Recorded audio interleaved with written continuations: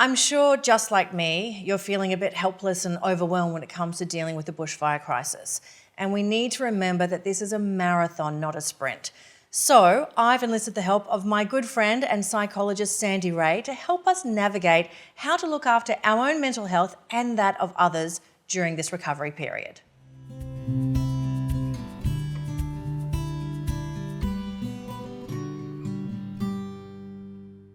Sandy, obviously a lot of parents are very worried about how the bushfires have affected their children. What are some signs that we need to look out for that children have been traumatised?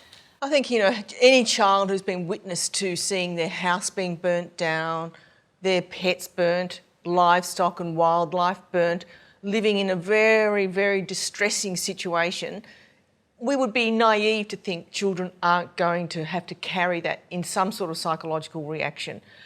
I guess for a lot of children, they're going to engage in what I call regressive behaviours. So, we need to give children a bit of slack here and say that's okay. They don't need to at their age or get over it. So regressive behaviour would be things like bedwetting, thumb sucking, oppositional defiance, which means being a smart aleck or saying no or I hate you or crying a lot.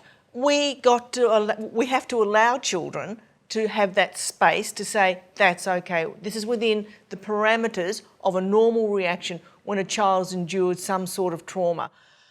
The children also will be most likely very clingy. Young children will be very clingy. Again, don't brush these children off and minimise their behaviour. What they might be suffering from is a separation anxiety. So all their normal, codes of stability, their home, their school, their community, the routine of going to bed, all that has been destroyed and taken away for many children. So it is natural that their primary caregivers, their parents, are the one thing that they can latch onto that gives these children security and stability, which is what all children need for good mental health. So what can parents do to calm their children?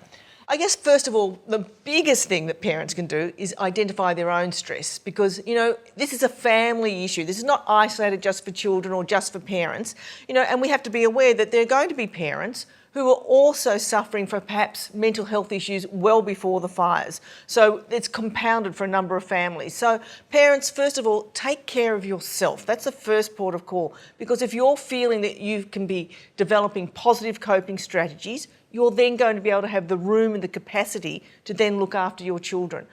I guess the most important thing is how do we reinstitute stability and calmness in a day-to-day environment? Of course, it's going to be completely chaotic and turbulent to start off with, but the most important thing is for children is to get back into a routine. And we know that routine is one of the great predictors of PTSD. So if we get effectively back on the horse in a nice, calm, stable way, it is likely that children's behaviour is equally going to be calm and be able to tolerate all the ambiguity that trauma brings in. So is this something that the parents can nip in the bud or is it something that they may need to seek professional help? I think it's both, Shelley. I think the parents can nip it in the bud by being tolerant. So understanding that when they engage in some of this regressive behaviour, whether it might be, as I said before, bedwetting or it might be aggressiveness, whichever it might manifest, being tolerant. If it gets to the point where really you're running out as a parent, you're running out of your own strategies to deal with your children and their behaviour is lingering, as in we're not seeing any changes and it really is disrupting their own mental health, the child's mental health, then that's the time to reach out and see if you can get a qualified child psychologist. We hope this helps. Thanks, Sandy.